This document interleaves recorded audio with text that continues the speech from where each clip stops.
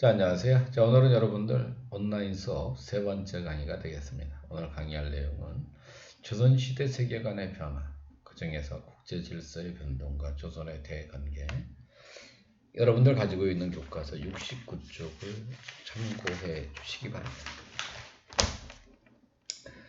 자, 여러분들 딱 교과서 펴는 순간 느낌이 딱 들었죠. 조선의 외교관계 배우겠구나. 조선의 외교정책은 무엇이며, 자, 우리가 임진왜란과 병자호란 어떠한 전쟁인가 이걸 배우겠다는 겁니다. 물론 여러분도 우리가 뻔해요. 우리가 전쟁을 이야기할 때 우리가 남을 때리는 게 훨씬 중요하겠죠. 아니면 우리가 얻어맞더라도 어떻게 우리가 펀치를 날려줬을까, 되돌려줬을까, 저항의 관점에서 바라봐야 되는 겁니다. 자, 이제 그게 우리가 여러분들 배울 내용이에요. 그리고 이런 전쟁은 각국에 어떠한 영향을 미쳤을까? 뭐 그 점을 우리가 이제 이렇게 파악하는 게 되게 중요하죠. 그럼 좀 하나 들어가 볼까요? 자, 우리가 조선 외교 정책은 과연 뭘까? 그래요, 여러분들 4대 교린 정책이라고 이야기를 합니다. 4대라는 건 뭐냐? 자, 명나라에게 취하는 정책을 4대 정책이라고 하는 건데, 그래, 명나라 니네 역시 큰 나라야. 그리고 니네 문화 수준이 높은 나라야. 인정할게. 그 대신 우리한테도 우리가 예우를 해주는 대신에 우리한테 많은 혜택을 줘야 돼. 이게 4대 정책입니다. 물론 우리가 여러분들 처음부터 4대 취한 건 아닙니다. 태조 이방원 때는 별로 사이가 안 좋았어요. 왜? 요동정보를 막 준비하고 한번 쳐들어가야지 이러니까 사이가 껄쩍지근했는데, 태조 이방원 때서부터는 자, 요동정보를 포기하게 되고 명과 국교 정상화가 이루어지면서 우리가 이제 4대 정책을 표명하기 시작하죠. 그러다 보니 이제 많은 학생들이 우리가 중국의 속국이 된 거야 이렇게 생각하는데 그건 아니고요. 왜냐? 자, 여러분들 미국을 우리는 이야기를 하죠. 우리한테 도움을 줬습니다. 6.25 전쟁 때. 그리고 우리한테 많은 경제적으로, 문화적으로 혜택을 주었습니다. 우리가 이제 이런 큰 나라로 인정합니다. 이거 자체를 인정하지 않죠. 인정 안 하진 않죠. 그렇죠? 우리 대국을 인정하잖아요. 그렇다고 해서 우리가 미국의 속국이 아니라고 이야기할 수 있죠. 역시 우리가 명나라의 속국이 아니라고 이야기하는 것과 똑같은 겁니다. 그리고 이제 교린 정책은 여러분들 동생 있는 학생들은 잘 알겠지만 동생한테 대하는 너의 모습을 생각하면 금방 이해가 돼요. 때로는 부드러운 목소리로, 때로는 앙칼진 목소리로 이야기를 합니다. 회의와 강경의 모습을 동반하죠. 한마디로 말하면 동생을 대하는 정책이라고 생각하면 돼요. 우리 여진에게 강경한 모습을 보여줍니다. 여러분들 우리 고려 말의 국경선은 압록강 중류서부터 황폐화 지역까지였습니다. 그러다가 세종이라고 하는 사람 때 최은덕이 이쪽에 사군을, 그리고 여러분들 김종서가 육진을 개척을 합니다. 그래서 우리나라의 국경선이 오늘날의 우리들의 모습과 비슷하게 이루어지는 겁니다. 자, 이와 같은 모습을 갖추게 되는데, 역시 이 우리 영토임을 확실히 하기 위해서 이 하삼도, 충청도, 전라도, 경상도 사람들을 중심으로 해서 이쪽으로 이주를 시킵니다. 자, 이런 정책을 우리는 사민 정책이라고 이야기를 해요. 그래서 이주된 사람들이 별로 좋아하지 않을 수 있죠. 왜냐면 가서 살다 보니까 이게 참 쉽지 않잖아요. 날씨도 춥고 토지도 약간 척박하고 거기다가 틈나면 위쪽 애들 겨내려오고 그러니까 결국 해외의 일환으로 중앙정부는 자 지방간을 파견하지 않고 이주민 중에 관리를 뽑는 토간 제도를 시행하기로 하는 겁니다. 자, 알아두면 좋습니다. 그리고 당연히 여러분들 이렇게 무역소를 설치해서 자 그들에게 교육을 허용합니다. 왜냐? 여러분들 니네 자꾸 우리가 물어봤을 거예요. 니네 자꾸 왜 이렇게 국경선을 침범하고 이렇게 힘들게 하냐 그랬더니 배고파서 그런다는 거야. 야, 그러면 이 경원이나 해령 열어줄 테니까 여기서 공식적으로 교육을 해가. 그리고 쳐들어오지 마. 그리고 또 여진족이 우리나라 사람이 되고 싶다고 한다면 적극 받아들이고 회유하는 모습을 보여주죠. 자, 일본도 똑같아요. 자, 말 안 들으니까 거기다 이런 노력질이 심하고 그러니까 자, 이종무가 쓰시마 섬을 정벌합니다. 아휴, 그냥 이때 그냥 영원히 돌려주지 말았어야 되는데. 물론 뭐 여러분들 자 1900년도 1800년도에 이 여러분들 세계 지도 중에는 이 쓰시마 섬이 우리 영토로 표시되어 있는 게 많아요. 그리고 당시 대마 도주는 우리의 속국으로 스스로 인정을 했기 때문에 어떤 면에서 우리 영토라고도 볼 수 있는 건데 조금 아쉬워요. 아쉬워. 그리고 부산 부연포 제포를 개항해서 교육을 할 수 있도록 하는 겁니다. 그래서 우리 조선의 애교 정책은 아주 쉽게 명나라에는 4대, 여진과 외에는 교린 정책을 추진하더라 이렇게 알면 되는 겁니다. 자, 그런데 이제 임진왜란이 이제 발생하죠. 자, 임진왜란은 여러분들 1592년에 발생하는 전쟁입니다. 그럼 전쟁이 일어나게 된 원인은 어디 있었을까? 자, 그거는 아주 쉽게 말하면 여러분 조선과 일본의 상황을 한번 파악하는 게 중요하죠.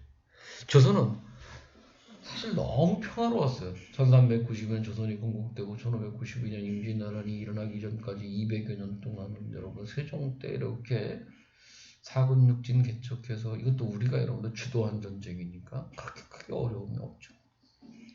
준비한 상태에서. 그 이후에 전쟁이라는 게 거의 없었어요. 깨끗해봐야 일본 애들이 이렇게 삼포해란 그 다음에 여러분들 여기 을묘해변 같은 전쟁이 있었습니다. 너무 평화로움이 지속이 되니까 국방 대책에 대해서 소홀할 수밖에 없죠. 거기다가 세종 이후에는 과학기술에 대한 관심도가 낮아서 무기 같은 것이 거의 개량이 안 돼요.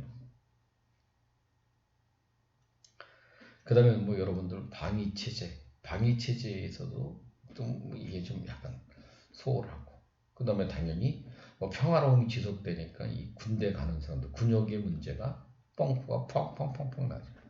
군역 기피하는 사람들이 많이 늘어나게 되고 거기다 이제 정치적인 문제가 발생합니다. 일곡이이 선생이 아무래도 일본이 전쟁 끝나고 나면 거기서 사고 칠 것 같아 그러면서 10만 양병을 주장하지만 당시 반대 세력들, 동인 세력들 야 무슨 소리야 이렇게 나라가 평화로운데 안 돼 이렇게 주장하면서 결국 반대합니다. 자, 일본은 여러분들 전국을 통일했습니다. 전쟁이 드디어 종식이 됐어요. 자, 끊임없는 전쟁이 종식될 때 얼마나 심적인 평화로움이 다가왔겠습니까? 자, 그런데 당시 통치자는 생각이 전혀 다르죠. 통치자는 불안하죠. 왜? 그 전쟁을 종식하는 과정에서 얼마나 많은 희생을 가져왔습니까?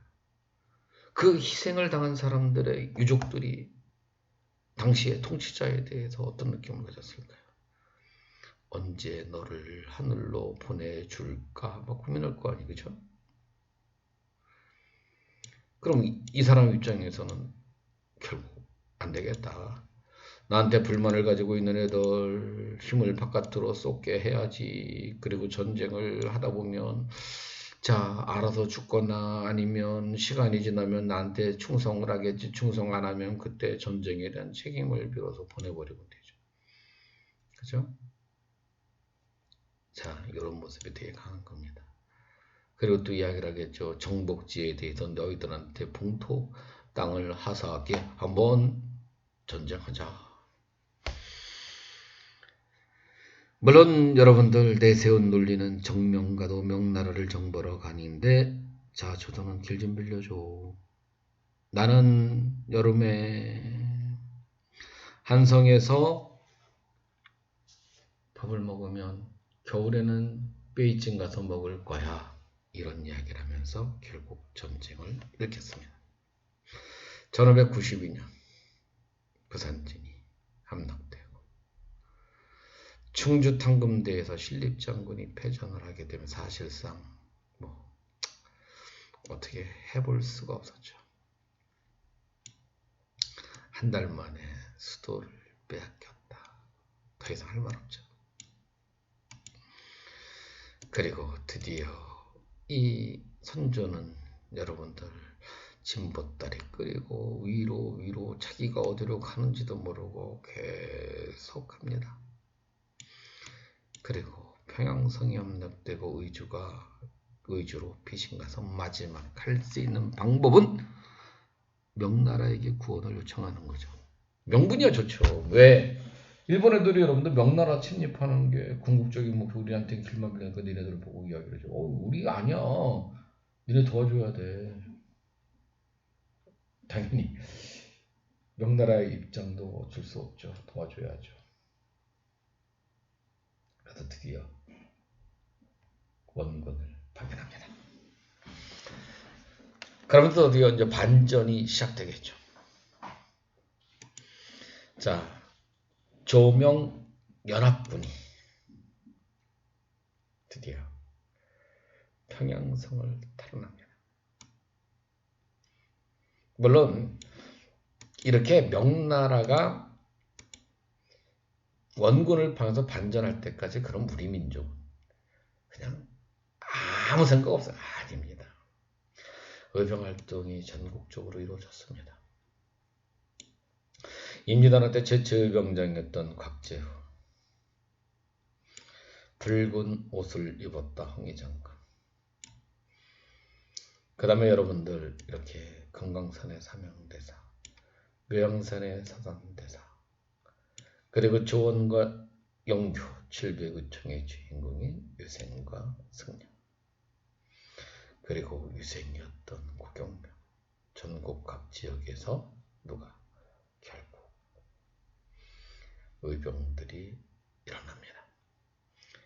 그뿐만 아니라 육군은 속수무책으로 당했더라고 해도 수군에선 위대한 승리를 거두게 됩니다. 제가 굳이 이야기하는 너무 잘할 거니 이순신 장군. 자, 옥포해전부터 시작해서 한산도 대첩, 당포해전 승리를 가져다 줍니다. 자, 여러분들 이순신 장군의 위대한 승리는 여러분들 뭐 정말 중요한 의미가 있죠. 자, 어떤 의미가 있어요? 만약에 자, 지도입니다. 자, 여러분들 일본 애들이 자, 이렇게 수군과 육군은 이렇게 쫙 올라갔어요. 이렇게. 만약에 해군까지 겁심없이 이렇게 올라갔다고 생각을 해보세요. 아이고, 이건 뭐 끔찍하죠. 응? 그나마 이순신 장군이 이거 끊어놓은 겁니다. 그래서 일본의 군사력을 약화시키는 결과를 가져오죠. 그리고 바로 우리나라 최대 곡창지 때인 여러분들 호남 지역을 지킴으로 인해서 우리나라에게는 여러분들 이렇게 식량 문제에 조금은 도움되고 일본에게는 이런 군량미를 빼앗기지 않으면서 여러분들 상당히 경제적으로 일본의 이 군량미의 확보에 어려움을 가져다주는 계기가 되는 겁니다. 자, 그럼 지금 느낌이 딱 들죠. 그러다가 이제 결국은 여러분들 이렇게 쭉 남쪽으로 내려오다 벽제간에서 명나라가 패합니다. 처음에는 평상 탈환할 때만 해도 명나라가 일본을 좀 우습게 생각했죠. 근데 벽제간 전투에서 패하면서 야, 이건 생각보다 희생이 크네. 그러면서 이제 어떻게 돼요? 뭐 그러지 않아도 일본이 휴전을 요청하는데 휴전할까? 왔다리 협정이 시작됩니다. 그래서 결국 1593년부터 1591년 1월까지 휴전이 돼, 휴전. 지금 보세요. 1592년에 쳐들어와서 자 93년에 이렇게 잠시 지금 휴전을 한 겁니다. 휴전을 한 거예요 지금. 휴전을 했어 지금. 자 휴전을 했단 말이에요 이렇게. 그리고 99년 전쟁이 이루어질 때까지. 자 여기 앞부분의 요 시기를 임진왜란이라고 하는 거고 1597년 다시 전쟁이 다시 시작되는 것을 우린 정유재란이라고 하는 거예요. 그래서 우리는 이걸 통틀어서 그냥 임진왜란이라고 하지만 임진왜란 속에는 자 임진왜란, 휴전, 정유재란으로 나눌 수가 있는 겁니다. 그래서 1597년에 다시 재침략을 합니다. 그래서 조명연합군이 지금 청도 직산에서 개박살을 내죠 일본에. 그리고 명나라 기전에서 승리를 거뒀게 되면서 1598년 도요토미 히데요시가 사망을 하고 1597년 11월에 일본군이 철수하면서 사실상 임진왜란은 끝을 맺는 겁니다. 자 여러분들 임진왜란이라는 이 전쟁이 가져다준 결과와 영향은 어땠을까요? 자 먼저 조선 사람들은 어땠을까? 조선의 상황을 한번 볼까요? 조선은 지금 상황이 아주 정말 힘들어졌겠죠. 얼마나 많은 사람이 죽었겠습니까? 얼마나 많은 농토가 황폐화됐겠습니까? 국가재정이 이루 말할 수 없이 국비폐지입니다. 그리고 문화재도 엄청나게 많은 문화재가 소실이 되죠. 경복궁이 불타고 불국사가 소실이 되고 여러분들 4대 사고 중에 전주 사고분을 제외한 3군데 사고에 불이 다 탔습니다.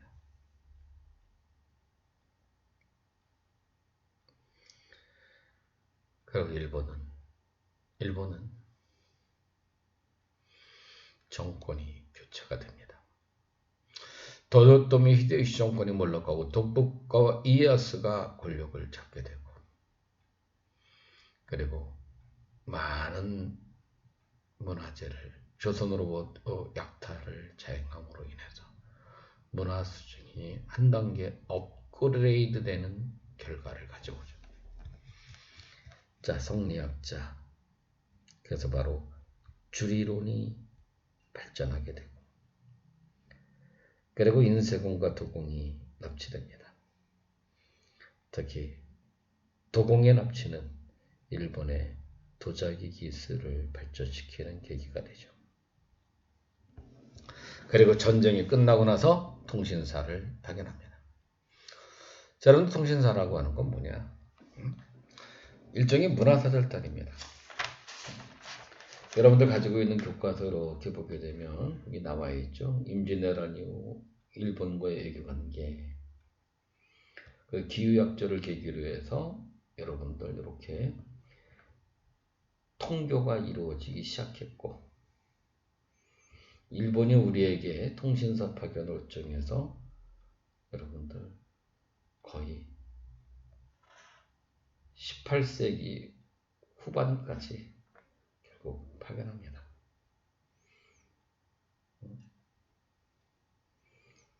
그러면 이것은 어떤 의미가 있느냐? 일본의 문화 발전에 크게 기여했을 뿐만 아니라 당시의 정권, 즉 도쿠가와 이에야스가 이끄는 에도 막부의 권위를 높여주는 효과를 가져오는 겁니다. 자, 꼭 좀 요거 좀 확인해 두세요. 왜냐면 자, 중요합니다. 그리고 일본은 어쨌든 이 전쟁을 계기로 해서 군사력이 상당히 강해지는 결과를 가져오죠. 자, 그럼 중국은 어땠을까? 명나라는 일단 국력이 많이 약화돼요. 말이 그렇지 사실 여러분들 얼마나 많은 전쟁 비용이 들어갔겠습니까? 전쟁 비용만 들어가는 게 아니죠. 얼마나 많은 사람들이 또 목숨을 잃었습니까? 근데 이와 같은 전쟁의 최대 피해자는 바로 명나라 하충민이 되는 거죠.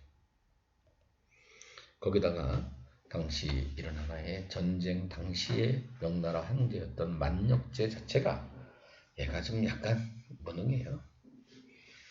그러다 보니까 환관이 득세하기도 하고 또 여러분들 정파 간의 격심한 정쟁이 이루어져서 이 명나라가 한마디로 국력이 이루 말할 수 없이 약화됩니다. 그에 반해서 당연히 어떻게 되겠어요? 여러분들 북방민족이었던 여진족이 성장합니다. 그리고 드디어 나라를 세웁니다. 그들의 나라가 바로 후금이죠. 자, 이러면 동북아시아에 지금 많은 정세 변화가 있습니다. 자, 우리가 지금 보니까 명나라는 지금 뭔지는 모르지만 예전의 힘만 같지는 않아요. 지금 힘이 많이 약화되는 모습을 보여줍니다. 지금 명나라는 힘이 약해졌다.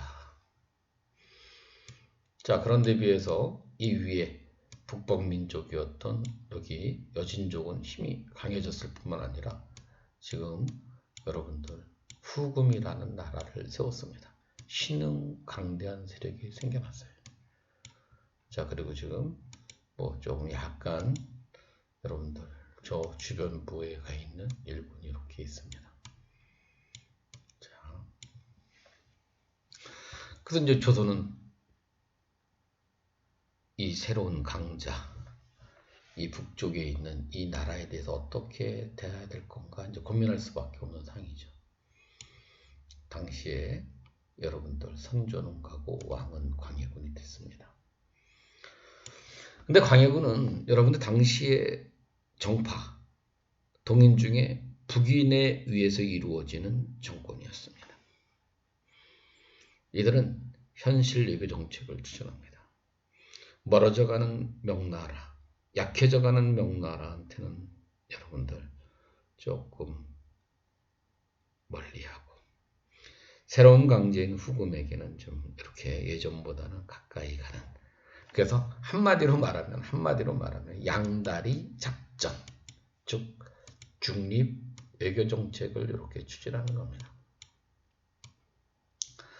물론 이런 중립 외교 정책에 대해서 당시에 여러분들 광해군을 별로 안 좋아하는 서인들은 난리가 나겠죠. 아니 무슨 소리야? 지금 명나라가 우리나라를 갖다 얼마나 도와줬는데 이 명나라 아니었으면 우리나라 망했어. 조선은 망했어. 그래서 제조 지은의 나라 조선을 다시 일으켜 세워준 은혜로운 나라인데 무슨 이야기야? 당연히 광해군의 외교 정책에 반발을 합니다. 그렇지만 광해군은 현실 외교 정책, 중립 외교 정책을 추진하죠. 자, 그런 외교 정책의 갈등과 대립, 입장적 차이가 벌어지는 상황에 명나라가 드디어 후금의 공격을 받고 명이 우리에게 원군을 요청하고 우리는 어쩔 수 없이 원군을 파견하게 되는데 당시에 강홍립에게 은밀히 광해군은 명령을 내립니다. 한마디로 말하면 자, 장군이 판단하시오. 만약에 명나라가 후금에게 밀리면 그냥 후금에게 투영하시오. 무슨 외교 정책 추진하겠다는 거예요. 중립 외교 정책 추진하겠다. 현실이 그렇게 됐습니다. 당연히 어떻게 되겠어요? 서인들은 길길이 날뛰겠죠. 너는 의리도 없느냐? 조선은 성리학의 나라야. 의리를 제일로 중요시 여기는 나라고 예를 중시하는 나라인데 지금 무슨 소리냐?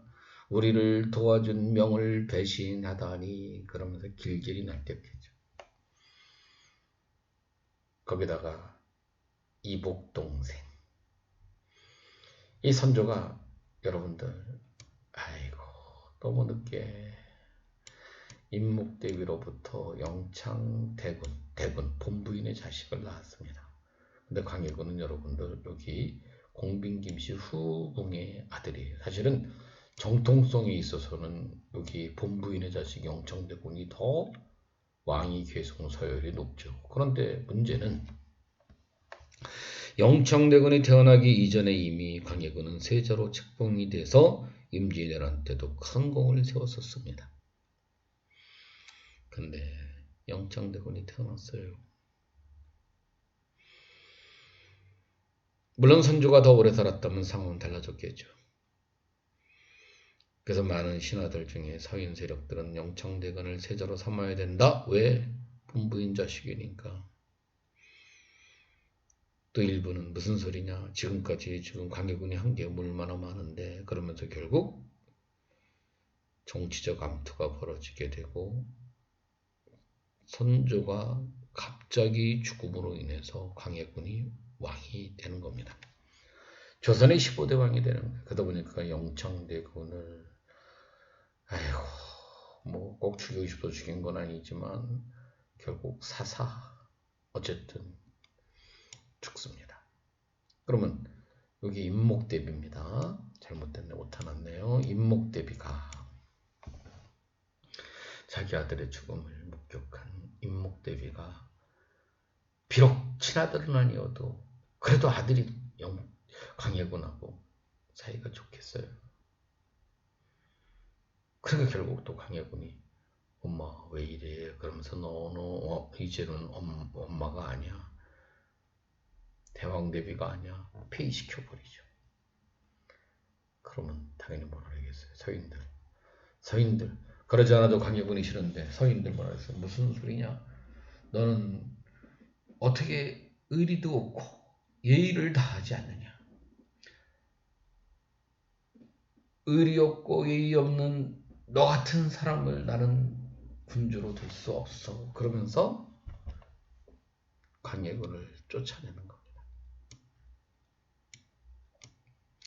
그리고 인조를 왕으로 즉위시켜요.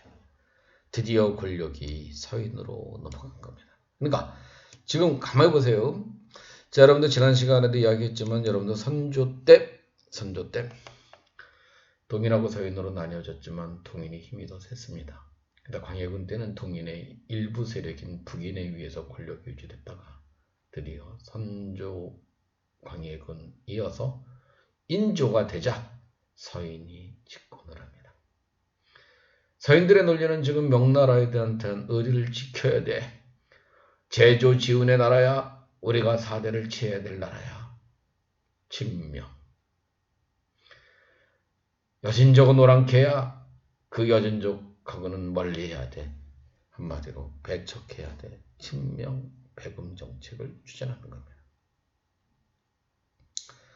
지금 그러면 지금 가슴 아프죠. 여기 후금의 입장에서 볼 때 아이씨 우리를 뭘로 봐? 응? 우리를 완전 쫄로 보내. 우리가 오랑캐야? 그러면 오랑캐 맛을 보여줘야지. 그러면서 결국 쳐들어옵니다. 1627년에 정묘호란이 쳐들어옵니다. 자, 이거는 뭐 여러분들 이렇게 맛만 보여주려고 하는 거예요. 물론 정봉수 같은 사람이 항전을 하지만 그냥 패했습니다. 그 조선 정부는 화해를 하죠. 미안해. 그리고 형으로 모실게 해. 잘 가. 끝났습니다. 자, 그러다가 어느덧 시간이 지나서 청나라가 우리에게 또 요구를 해요. 야, 니네가 이제 신화 완전히 해라. 우리가 임금할게. 당연히 우리나라 무슨 소리야. 니네하고 화해 못해? 적합하. 안 돼. 그래도 나라의 전망을 위해서 결국 쟤들과 싸우지 말아야 돼. 주합파 간의 갈등과 대립이 발생합니다. 자, 적합파의 우사로 화해를 배척하는 파의 의사로 청의 요구를 거절하죠. 그리고 또 한 번의 비운의 역사를 장식합니다. 1636년에 병자호란이 발생하는 겁니다. 그리고 남한산성의 40일간의 항전을 끝맺히고 그 추운 겨울날 죄인의 모습을 갖춘 모습으로 죄인의 모습으로 드디어 남한산성에서 어디 오늘날 롯데월드 송파구 저 롯데백화점 뒤쪽 그 석천동 뒤쪽에 삼전도에서 삼배 구고들의 의식에 따라 항복을 하는 겁니다. 그리고 생각하겠죠. 인자는 마음속으로 꼭 복수할 거야. 자, 드디어 항복을 합니다. 그리고 명나라에 대한 의리를 지키고 이 삼전도에 쓰라린 그런 하나의 이 패배를 꼭 보복할 거야. 그러면서 무슨 운동을? 북벌운동을 계획하는 겁니다. 북벌을 추진하는 거예요. 우리는 작은 중국이야. 우린 아주 우수한 문화국가야. 중국보다는 못하지만 명나라보다는 못하지만 그래서 효종과 송시열이 준비하는 겁니다. 특히 서인들이 중심이 돼서 추진하는 거예요.